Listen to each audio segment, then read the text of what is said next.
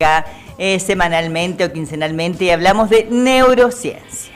Y si de neurociencia se trata, el referente de la provincia de San Juan es Jorge Hirsch, que siempre acepta nuestra invitación y está acá. Dice, presente, señorita. Hola, Jorge, ¿cómo vamos? Hola, ¿cómo estás? Gracias por la invitación. Por favor, para nosotros es un gusto porque aprendemos muchísimo de tu mano.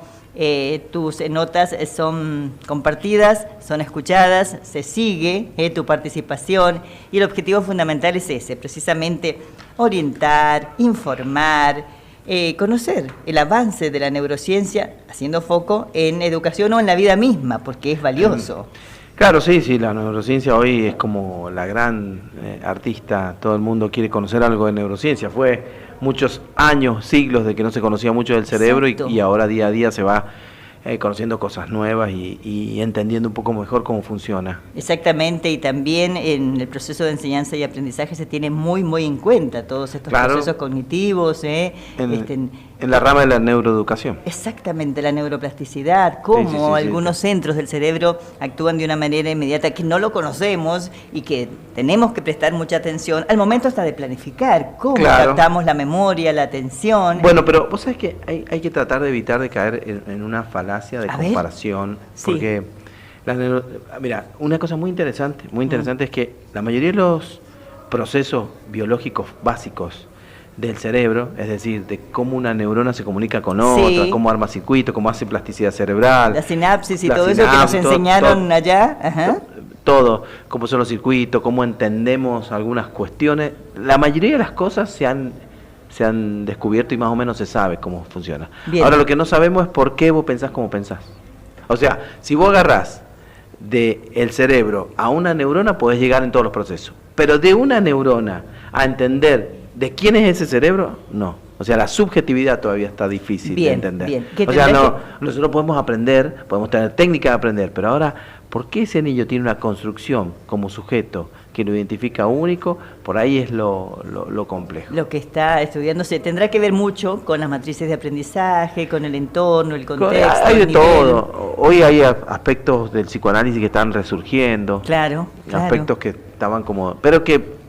A ver, yo lo entiendo, yo por ejemplo con colegas míos que vos le decís la palabra psicoanálisis y no quieren saber nada, pero es porque a veces no lo pueden medir. Entonces nosotros en neurociencia lo que no podemos medir, por ejemplo, te voy a dar un ejemplo, en lo que yo estoy trabajando. A ver. Yo estoy trabajando en un paradigma justo de neurona de espejo, que es lo que más hago. Sí. Pero fíjate vos que el paradigma son niños con parálisis cerebral, ¿viste? Sí. Que pueden caminar y caminan mal. Tienen capacidad cognitiva normal, regular, pero tienen dificultad para caminar. Entonces nosotros los hacemos observar a otros niños que caminan bien y medimos cuánto mejoran. Y mejoran mucho de mirar a otros niños, sin hacer el ejercicio físico. Mirá vos. Sí, y mejoran bastante. Claro. Ahora, cuando medimos solo el paradigma de marcha, no de Juan cómo mejora, o Roberto por qué mejora, porque pueden haber aspectos psicomotores esenciales de su subjetividad que lo hagan mejorar más o menos. Entendido. ¿Entendés? Entonces, yo eso nunca lo voy a poder medir. Pero sí voy a poder decir que cuando termine todo esto, miren, traten que los niños miren a otros niños y ejerciten, ya sea en secuencias en vivo o en realidad virtual, porque eso mejora la plasticidad cerebral del circuito motor. Bien. Pero ahora no voy a saber por qué a Pedro eso no le funciona. Bien. O a Juan no le funciona. Y quizás no le funciona a él porque hay aspectos subjetivos de su integridad que no se dan. Exactamente. Entonces nosotros podemos medir cosas, pero hay cosas que no las podemos medir. Bien. Y entonces eso para nosotros sigue siendo un tabú donde incluso la filosofía se mete. Y la filosofía se mete y trata de resolver el paradigma mente y cerebro. El paradigma mente y cerebro que vos decís, nosotros en la ciencia somos emergentistas. ¿Qué quiere decir que somos emergentistas? Decimos, la mente es el producto del cerebro. No hay mente sin cerebro. Sí. Como hablar de la digestión. O sea, no hay digestión si no hay estómago. Bien. Entonces nosotros decimos, en un punto, en la mente emerge como el resultado de la presión biológica de las neuronas. Sí. Bien. A ese punto aparecen mentes de mamíferos y después tiene que aparecer la mente con una autoconciencia, que ese seríamos nosotros. Bien. Eso sería el emergentismo. Ahora, el emergentismo no te puede explicar por qué vos sos vos, por qué aparece esa individualidad y en qué momento y en qué número aparece el emergentismo como tal. ¿Entendés? Entonces, por ejemplo, si yo te digo a vos, tengo oxígeno e hidrógeno, muy probablemente que tenga agua. Porque el agua emerge de la combinación de esas dos. Bien, bien. Pero bueno, eso se defiende. Pero si yo suponiendo te dijera a vos, bien, si yo tengo todas las partes de un reloj y un reloj lo armo, me va a dar la hora.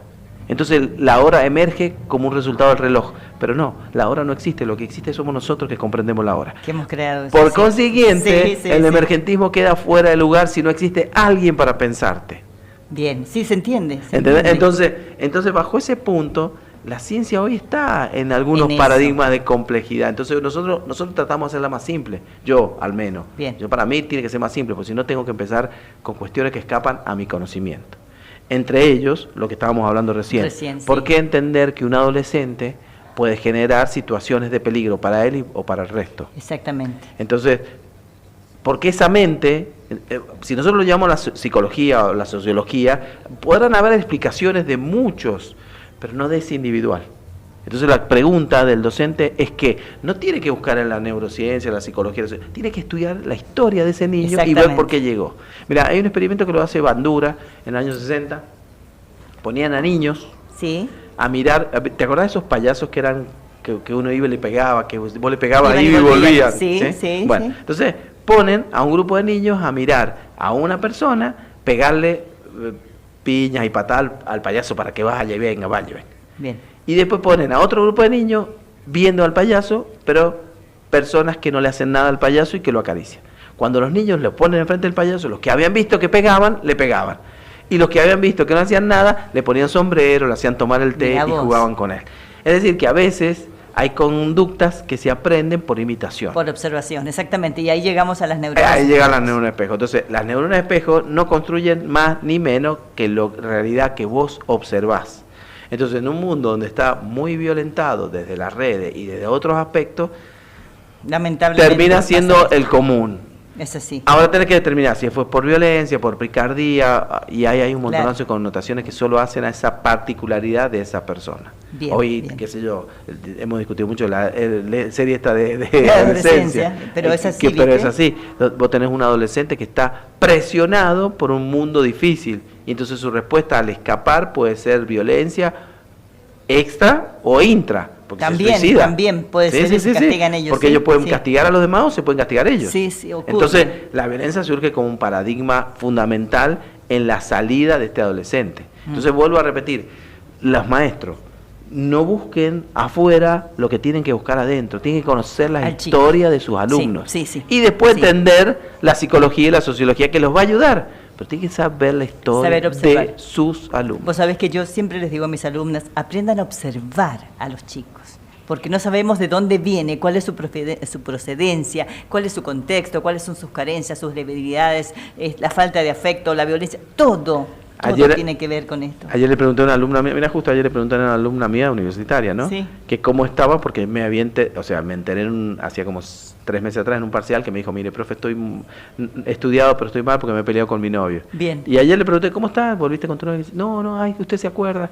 Ese solo hecho de que ya genera en ella un vínculo conmigo diferente, de que sabe que no es un número. Exacto, es una persona con nombre y apellido y que le importa a alguien y que la escuchaste. Volvemos al tema de la escucha atenta, la escucha activa, la escucha asertiva. Y el adolescente tiene que ser escuchado por su maestro. Pero no solo escuchado, sino que saber que no es un número, que es una persona. Y aparte hay un montón. Entonces volvemos a lo mismo. Los docentes pueden formarse en sociología o en psicología social y entender los indicadores primarios que pueden aparecer como signo de alarma. Bien. Pero tienen que entender la historia de su alumno. Es fundamental, que lo hacemos en los docentes de nivel inicial, tal vez nivel primario en el primer ciclo, primero, segundo, tercer grado, pero cuando ya llegan a la adolescencia, lamentablemente, cuando llegan al secundario, los profesores del nivel superior es diferente porque los contactos son diferentes con un grupo de alumnos que va porque quiere estudiar, porque tiene claro, pero los adolescentes de 12 a 18 años aproximadamente del secundario, tienen una historia y hay que conocerlos y hay que estar cerca de ellos porque es fundamental. Y creo que el preceptor es el que tiene que... Es el mediador. Sí, porque el que está con los profesores, con los estudiantes, con los papás, con los equipos de conducción y tiene que estar muy veo atento. pocos preceptores a veces en los cursos. Bueno, todo obedece a un todo, porque en la institución es el sensor, ahí se capta todo, ahí está la realidad. Entonces aprendamos a observar en este día tan especial que es el Día del Profesor, a a observar, estar cerca de nuestros alumnos, a saber que existen, por supuesto, el avance de la ciencia, la filosofía, la psicología, la neurociencia, pero vamos más atrás. Vamos a los primeros 7 años de su vida, vamos a conocer su realidad, su contexto, la presencia o no de los papás. Y después obviamente pueden haber técnicas específicas para indagar de cerca y obtener información más precisa. Pero hay que saber dónde preguntar. Es como el ChatGPT, no solo hay que preguntar, hay que saber qué preguntar. Exacto, ¿viste? Porque te responde. Hola, IA, imagínate. Mira, ayer hice un ejercicio con mis alumnos y les mostré que el ChatGPT responde cualquier cosa porque su pregunta estaba mal. Claro, entonces, cuidado con el mensaje.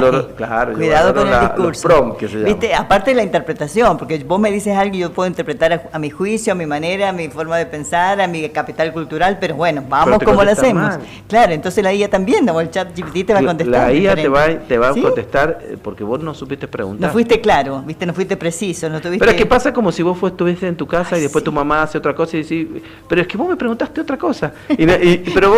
Vos interpretaste esto. Claro, pasa lo mismo. Pasa lo mismo. Jorge, como siempre, un gusto. Mira, ya se terminó el primer módulo. Lamentablemente tengo que despedirte. Gracias y feliz día para vos, porque vos también sos docente, profesor.